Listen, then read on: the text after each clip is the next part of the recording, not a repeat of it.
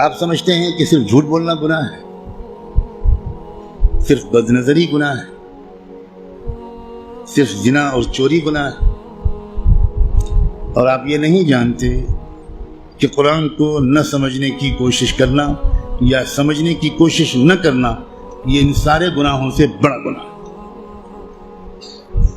آپ انجینئر ہیں، بڑے خوش ہیں کہ میں انجینئر ہوں، آپ ڈاکٹر بن گئے، بڑے خوش ہیں کہ میں ڈاکٹر ہوں، آپ تاجر بن گئے اور آپ خوش ہیں کہ میں تاجر ہوں،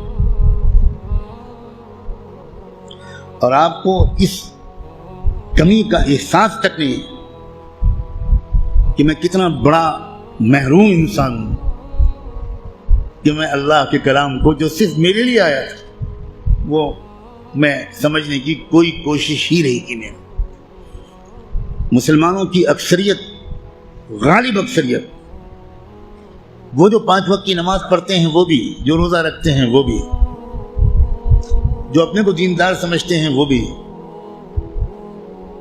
جو کچھ دینی کام بھی کرتے ہیں وہ بھی، اس بڑے گناہ میں تقریباً سب شریک ہیں کہ وہ قرآن مجید کو سمجھنے کی کوئی کوشش نہیں کرتے اور قرآن مجید کو نہ سمجھنے کو گناہ نہیں سمجھتے، یا سمجھنے کی کوشش نہ کرنے کو گناہ نہیں سمجھتے۔ تو آپ قرآن مجید کو سمجھنے کی کوشش فرض عین سمجھیں، اور قرآن کو اب تک سمجھنے کی کوشش نہ کرنا یہ کبیرہ گناہوں سے بڑا گناہ سمجھیں۔ اور رمضان کا مہینہ جو گناہوں سے توبہ کرنے اور معافی مانگنے کا مہینہ ہے، اس میں سب سے زیادہ اس گناہ سے توبہ کریں۔ اللہ کے ہاں آپ کی بخشش اس سے کہہ کر نہیں ہوگی کہ اللہ حضرت میں تعلیم کے حلقے میں بیٹھتا تھا اور اس میں منتخب احادیث پڑھی جاتی تھی، اس میں فضائل نماز پڑھی جاتی تھی۔ یہ منتخب احادیث اور فضائل نماز اس لیے پڑھی جاتی ہے تاکہ قرآن پڑھنے کا، سمجھنے کا شوق پیدا ہو۔ اور اگر کوئی کتاب قرآن مجید کے سمجھنے کی کوشش کے راستے میں ایک رکاوٹ بنتی ہے تو میں کہنے کی ہمت بھی نہیں کرتا، ضرورت بھی نہیں سمجھتا کہ وہ کتاب یا اس کتاب کو یہ درجہ دینے والا اللہ کے ہاں کدھر کھڑا کیا جائے گا۔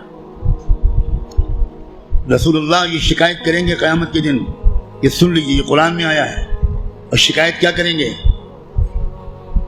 یہ نہیں کہیں گے کہ ان کی ٹوپی 4 کونوں کی نہیں ہوتی تھی، یہ شکایت نہیں کریں گے رسول اللہ مسلمانوں کی ان کی داڑھی چھوٹی تھی۔ رسول اللہ شکایت کیا کریں گے کہ اللہ یہ ہے میری قوم جس نے قرآن کو چھوڑ دیا تھا۔ آپ جس کی شفاعت کی دعائیں کر رہے ہیں وہی آپ کے خلاف اللہ کی عدالت میں مقدمہ دائر کرے گا۔ ہماری عورتیں 100% تقریباً قرآن مجید کو ٹھیک سے شاید پڑھ بھی نہیں پاتی، سمجھنا تو بہت دور کی بات ہے۔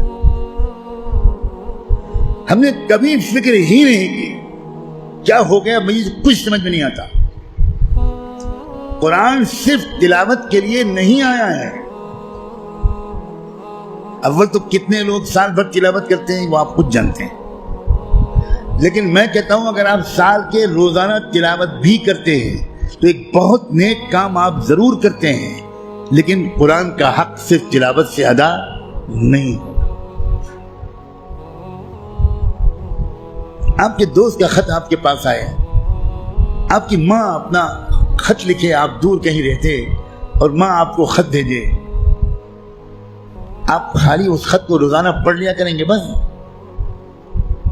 اور دوست یا ماں اگر آپ سے کوئی مطالبہ کرتی ہے تو آپ اس پر عمل نہیں کریں گے؟ یہی سلوک ہم قرآن کے ساتھ کر رہے ہیں۔ قرآن کیا ہے؟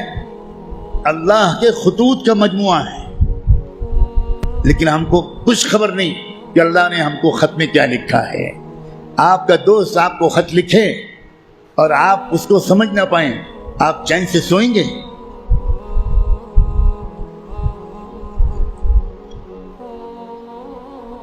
کسی کمپنی کا اشتہار آپ نے دیکھا، آپ نے اس کو اپنی درخواست بھیجی، وہاں سے جواب آیا، جواب ایسی زبان میں ہے جو آپ نہیں جانتے، آپ اس دن کھانا کھائیں گے اس خط کا مضمون سمجھنے سے پہلے؟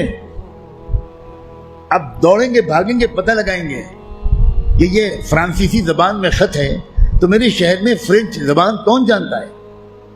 اور آپ اس کی خوشامد کریں گے ذرا اس خط کو پڑھیے اور مجھے بتائیے کہ اس نے کیا لکھا ہے۔ 24 گھنٹے نہیں گزرنے دیں گے آپ، اس سے پہلے اس خط کو سمجھنے کی بھرپور کوشش کر لیں گے، اس کا جواب بھی لکھیں گے۔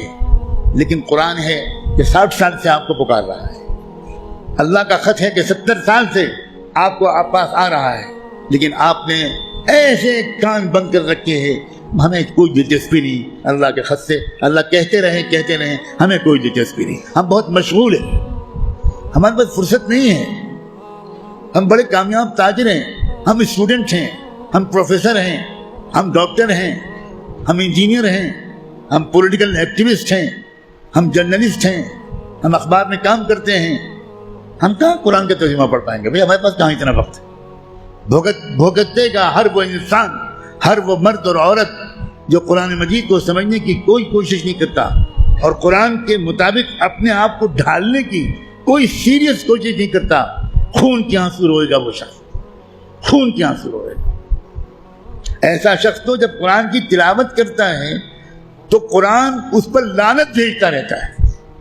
اب غور تو کریں، رب قارئ للقرآن والقرآن یلعنہ، یہ میرے باپ کی اور پیر کی کہی ہوئی بات نہیں ہے، یہ بات صادق و مصدوق رحمت دو عالم صلی اللہ علیہ وآلہ وسلم نے کہی کہ قرآن بہت سے لوگ پڑھتے ہوتے ہیں اور پڑھنے کے درمیان قرآن اس پر لعنت بھیجتا ہے، اے اللہ یہ مجھ پر یہ پڑھ رہا ہے، اس پر لعنت۔ اب قرآن کی لعنت پر اللہ تعالیٰ قبول نہیں کریں گے؟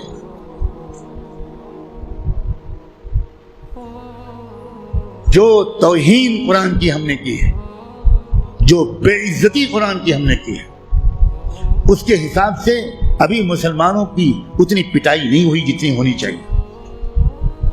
آپ اتنی پٹائی پر پریشان ہیں، ابھی تو شروع ہوئی ہے پٹائی، پھر دیکھیے گا آئندہ کیا ہوگا۔